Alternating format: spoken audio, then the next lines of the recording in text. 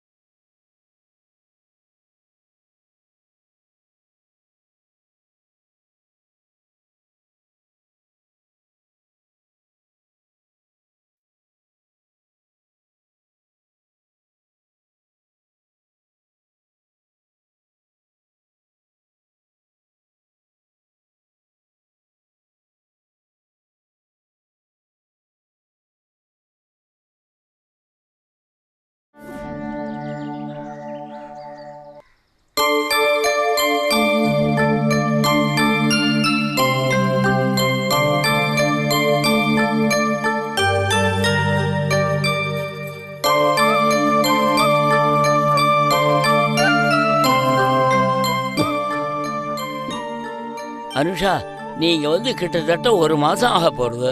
இந்த காலகட்டத்தில் உனக்குள்ள நிறைய மாற்றங்கள்லாம் ஏற்பட்டிருக்கு. அது என்னங்கிறத நீ உணர்ந்திருப்ப. அந்த மாற்றங்கள் என்னங்கிறத உங்ககிட்டேருந்து தெரிஞ்சுக்கணும்னு தாமா நான் ஆசைப்படுறேன். எஸ் தாத்தா, அனுஷா கிட்ட மாற்றங்கள் ஏற்பட்டிருக்குதான். ஆனா நீங்க எதிர்பார்க்கிற அளவுக்கு மாற்றங்கள் ஏற்பட்டிருக்கான்னு கேட்டா இல்லைன்னு தான் நான் சொல்லுவேன். சந்துரு, எம் விஷயத்துல நீங்க எப்படி தீர்மானம் பண்ற? கரெக்ட். ஒரு சில விஷயங்கள்ல அனுஷா சொல்றதுதான் சரின்னு நானும் நினைக்கிறேன். சந்துரு, அவளோட சிந்தனை என்ன, போக்கு என்ன, செயல்பாடு எப்படி இருக்கணும்னு நீ எப்படி தீர்மானிக்க முடியும்? அது அவளோட இண்டிவிஜுவாலிட்டி. அதுல நீயோ நானோ குறுக்கிட கூடாது. பாரு பாரு யார் பேசுறான்னு பாரு. இத்தனை நாள் வரைக்கும் காமாட்சி இப்படி பேசினதே கிடையாது. பெர்ஹாப்ஸ் உன்னோட இன்ஃப்ளூயன்ஸ் ஒட்டின்னு நினைக்கிறேன். ஏம்மா காமாட்சி, சந்துரு சொன்ன மாதிரி இது நாள் வரைக்கும் நீ இந்த மாதிரி பேசி நான் பார்த்ததே இல்லையே. இல்ல தாத்தா, ஒரு ஆர்கியூமெண்ட் கோசரம் தான் நான் அப்படி சொன்னேன். எனக்கு ஏன் ஆத்துக்காரர் சொல்றதுதான் வேத வாக்கு. அவர் பேச்ச நான் என்னைக்குமே மீறினது கிடையாது. சரிம்மா, coming back to the same question, what is the purpose of your life? இதுக்கு நீ பதில் சொல்லியே ஆகணும்னு நான் உன்னை கட்டாயப்படுத்தலை. ஆனால் இதை பற்றி உன்னோட ஒப்பீனியன் என்னங்கிறத நான் தெரிஞ்சுக்கணும்னு ஆசைப்படுறேன். சால்வேஷனுக்கு வயசு இது இல்லைன்னு அன்னைக்கு நீ பதில் சொன்ன. ஆனால் நீ இன்னைக்கு அதை நினச்சி பார்த்தியோ? நினைச்சு பார்க்காம இல்ல, அப்பப்போ சிந்தனையெல்லாம் வந்துட்டு தான் போகும். இது எனக்கு மட்டும் இல்ல, எல்லாரோட வாழ்க்கையிலையும் இந்த மாதிரியான ஒரு எண்ணம் ஏதோ ஒரு சமயத்துல வந்துட்டு தான் போகும். எதுக்காக, யாருக்காக இப்படி காலம் முழுக்க ஓடணும், கஷ்டப்படணும்னு தோணும். ஆனா இது ஒரு செகண்ட் தான், மறுபடியும் ருட்டீன் லைஃப்குள்ள வந்துடுவோம். இப்போ உனக்கு மட்டும் சொல்லலை, எல்லாருக்குமே வாழ்க்கையில் ஒரு லட்சியம், கொள்கை, பிடிப்பு, என்ன மாதிரி வாழ்க்கை வாழணும் அப்படின்னு ஒரு தாட், எய்ம், ஆம்பிஷன் இருக்கும் இல்லையா? ஸோ உன்னோட லட்சியம் என்ன? ஆஸ் ஆஃப் நவ் எனக்கு பதவி உயர்வு கிடைச்சிருக்கு. Most likely I will take it up. சரி, அப்புறம்? Good parenting, one of the main purposes of my life. குழந்தைகளை நன்னா வளர்க்கணும், அவளை நன்னா படிக்க வைக்கணும். I have always been thinking about the future. அவளை நன்னா வளர்த்து அவளை ஒரு நல்ல பொசிஷனுக்கு கொண்டு வரணும். Kind, at the same time strong willed இண்டிவிஜுவல்ஸை ஆளாக்கணும். Love and compassion towards others அவளுக்கு இருக்கணும். இன்னும் கொஞ்சம் விரிவாக சொல்ல முடியுமா? விரிவா சொல்லணும்னா அவளை நன்னா படிக்க வைக்கணும், நல்ல உத்தியோகம் கிடைக்கணும், காலாகாலத்துல அவளுக்கு கல்யாணமும் பண்ணி வைக்கணும். சரி, இதெல்லாம் முடிச்சுட்டா அப்புறம் என்ன? ஆஸ் ஆஃப் நவ் இப்போதைக்கு என் சிந்தனை இதுவரையிலும் தான் இருக்கு. மேலும் யோசனை பண்றதுக்கு நிறைய காலம் இருக்கு. நானும் சரி, சந்துரும் சரி, இன்னும் வாழ்க்கையில செட்டில் ஆகணும். செட்டில் ஆகணும்னா இன்னும் கொஞ்சம் புரியும்படியா சொல்லமா? இன்னும் எங்களுக்கு தேவையான வசதிகளை நாங்க தேடிக்கணும். எந்த விதமான அல்லது எப்படிப்பட்ட வசதிகளை நீ இன்னும் தேடிக்கணும்னு சொல்ல வர? தாத்தா, இப்படி கேள்வி மேல கேள்வி கேட்டுட்டே போனா அதுக்கு எதுதான் எண்டு? அதான்ப்பா, நம்ம லைஃபுக்கு ஒரு எண்டு இருக்குன்னு நினச்சிட்டு இருக்கோம். அது இல்லை. Life is endless. அதைத்தான் யாருக்குமே தெரிஞ்சுக்கல. நம்ம எல்லாருமே மரணம்தான் நம்ம லைஃபோட எண்டுன்னு நினச்சிட்டு இருக்கோம். அதான் இல்லை. ஆத்மான்னு ஒன்று இருக்கு. அதை பற்றி நம்ம எல்லாரும் தெரிஞ்சுக்கணும். ஏமா அனுஷா, தெய்வத்தின் குரல் எல்லா பாகத்தையும் படித்தேன்னு சொன்னியே. தெய்வத்தின் குரல் நான் படிச்சது நாலேஜ்க்காக, பிராக்டிஸ் பண்றதுக்காக இல்ல. ஆனா அத படிக்க படிக்க நமக்குள்ள ஒரு மாற்றம் ஏற்படும் இல்லையா? கரெக்ட், மாற்றம் ஏற்படும். ஆனா அது ரொம்ப faecal. It's neither constant nor permanent. படிக்கும்போது சரியா தோணும், ஃபாலோ பண்ணணும்னு நினைப்போம். ஆனா அதை படிச்சவ எல்லாருக்கும் முழு அளவுல மாற்றம் வந்துடும்னு சொல்ல முடியாது, இன்க்ளூடிங் மீ. வேற வேலையில ஈடுபடும் போது இது விட்டு போயிடும். மைண்ட் டைவர்ட் ஆயிடும், டைல்யூட் ஆயிடும். பெரியவாளே சொல்லியிருக்கா இல்லையா, மைண்டை கண்ட்ரோல் பண்றது அவ்வளோ சுலபம் இல்லை. அதுக்குன்னு ஒரு வைராக்கியம் வேணும், ஒரு நேரங்காலம் வரணும் அப்படின்னு. I strongly believe in that.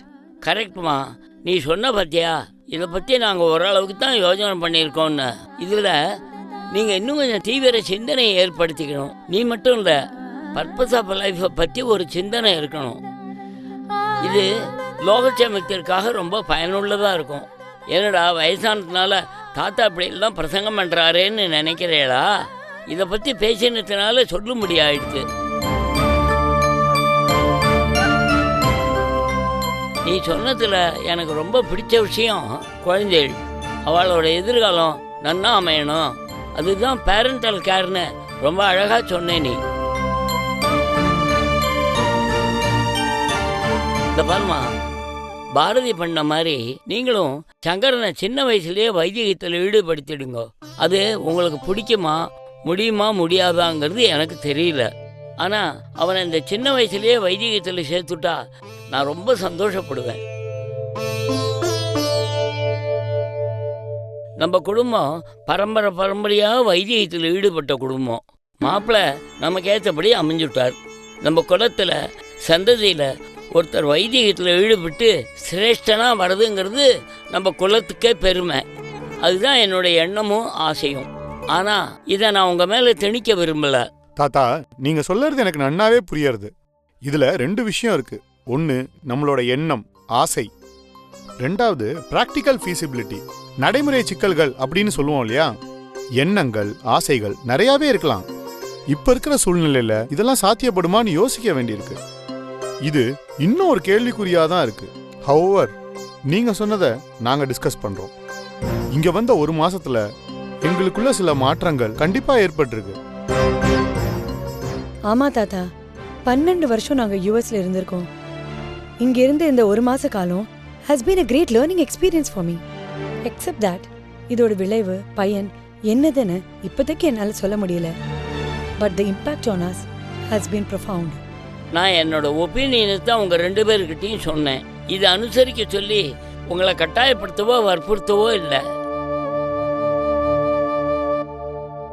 மகாபரிபாலும் நிறைய உபதேசங்கள் எடுத்து சொல்லியிருக்காளே தவிர கட்டாயப்படுத்தி இதை ஃபாலோ பண்ணியே ஆகணும்னு யாரையும் கம்பல் பண்ணதும் கிடையாது, வற்புறுத்தினதும் கிடையாது. அவர் சொல்ல வேண்டியது சொல்லுவார், எடுத்துக்கிறவா எடுத்துப்பா. அவர் சொல்கிற நல்லதெல்லாம் லோக சுபிட்சத்துக்காக மட்டும்தான். அவர் சொல்கிற நல்லதெல்லாம் ஃபாலோ பண்ணலாம். அதனால அவருக்கு எந்த விதமான லாபமோ நஷ்டமோ கிடையாது. கீதையில் சொன்ன மாதிரி ஊதர் சங்க ஊதியாச்சு. வாழ்க்கைக்கு எது நல்லது, பயனுள்ளதுங்கிறத எடுத்து சொல்ல வேண்டியது என்னோட கடமை. அதை எடுத்துக்கிறதும் எடுத்துக்காததும் அவ இஷ்டம். நீங்கள் எந்த முடிவு எடுத்தாலும் சரி, அதுக்காக நான் எந்த விதமான ஆட்சேபனையோ வருத்தமோ படமாட்டேன். Wish you all the best. புரியுறது தாத்தா. சந்துருட்ட சொன்னதே தான் உங்கள்கிட்ட சொல்றேன்.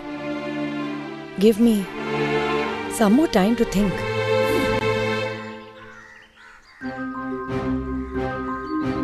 ஆதிசங்கரா சந்திரசேகரா, ஆதிசங்கரா சந்திரசேகரா.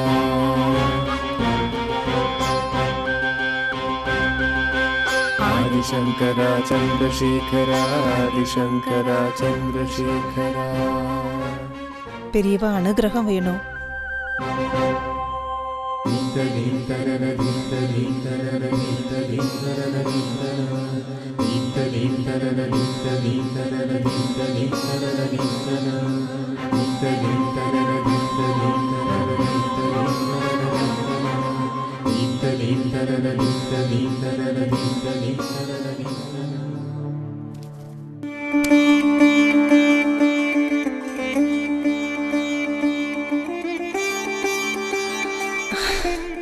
ஸ்ரீமதி, பாத்தியா, பெரியவாளே உனக்கு நேரடியாக அனுகிரகம் கொடுத்துட்டார்.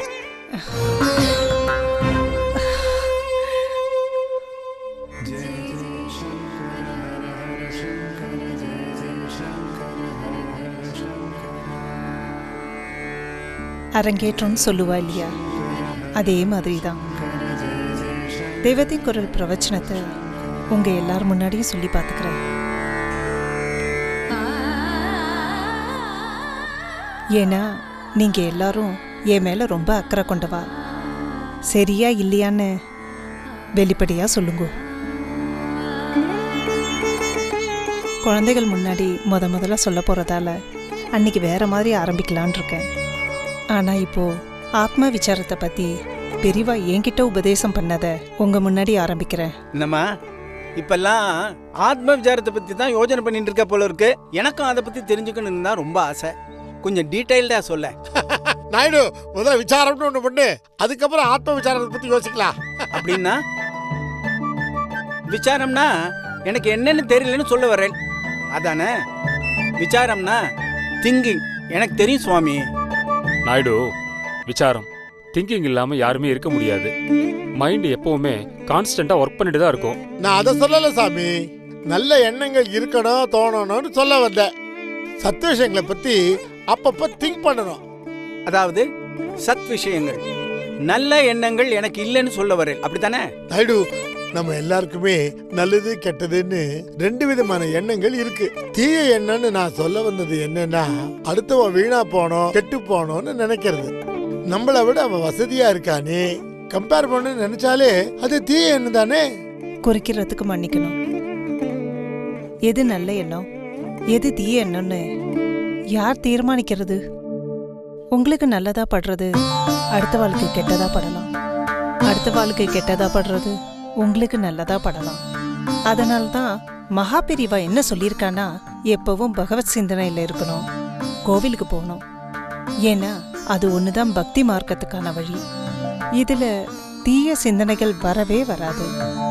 இதெல்லாம் கெட்ட எண்ணங்கள்னு யாராலையும் சொல்லவும் முடியாது. பெரியவாச்சரணம், பெரியவாச்சரணம். பெரியவாசரணம். வரத்துக்கு கொஞ்சம் தாமதம் ஆயிடுத்து.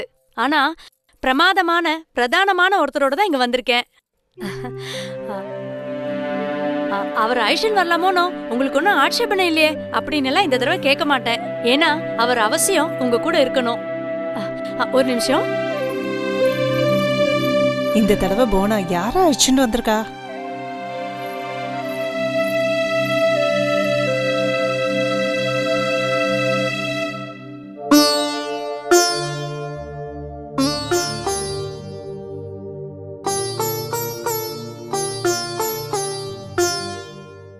சார்,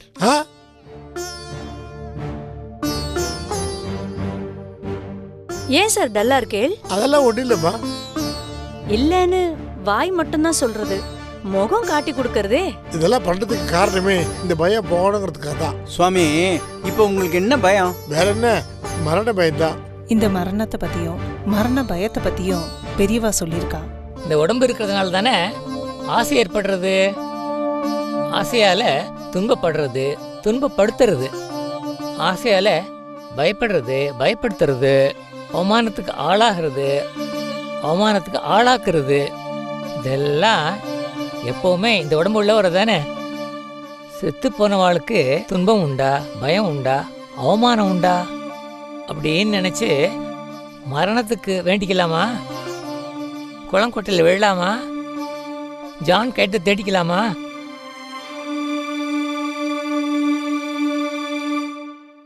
மகா